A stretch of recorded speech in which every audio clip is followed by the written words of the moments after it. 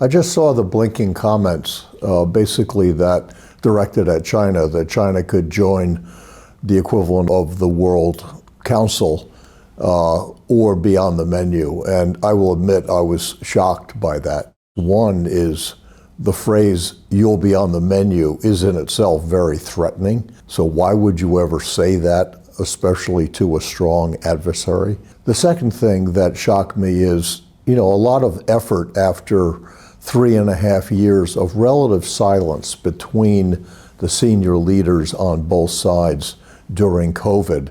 A real effort was made a number of months ago to begin top-to-top conversations. So we had Secretary Treasury Yellen come over, we had Blinken come over, we then had the connection with Xi and Biden. My general sense was there was a lot of very positive momentum, and you have to begin with dialogue and just being civil to each other before you can actually deal with real issues.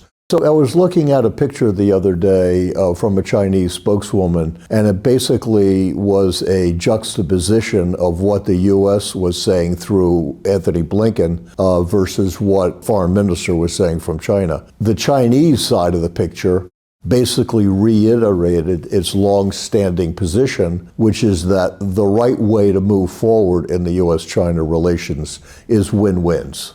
So look for opportunities where both sides can get what they want, and we know there's going to be compromises, but that's the way that everybody moves ahead globally in a positive way, and it's the mindset and position of most countries around the world. And I think if you were to poll the countries around the world and say, which of those 2 points of view do you support, over 90% of the rest of the world would be totally supportive of the Chinese position on win-wins. I think that the top-to-top conversations, which were very much focused on the economy, and that was needed because early on there was a lot of discussion about decoupling. Anyone who understands the economics of both countries understands that decoupling is totally unrealistic. The people who were out front on that issue came to understand that and started using the phrase risk-adjusted or risk-averse to basically say that, well, we're not going to really decouple, but we'll make sure we're not exposed to risks from the other side. But even that, in terms of tone, doesn't go far enough because it stops short of win-win, which is one side saying, here's what we really want from you. We know some of the things we're asking for will be unacceptable. Here's what you want from us, and vice versa.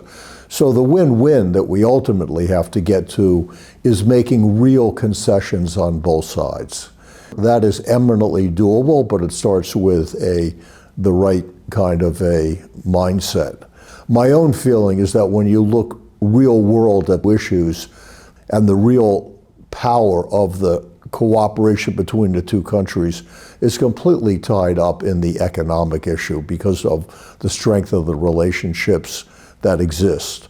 If you were to go to U.S. companies today and say you're not going to have access to Chinese goods, there would be a huge negative impact on the U.S. because many U.S. companies are very dependent on very sophisticated Chinese supply chains that cannot be replicated in other countries. So the opportunities for economic cooperation, I think, are enormous, but obviously you've got to have a positive mindset on both sides.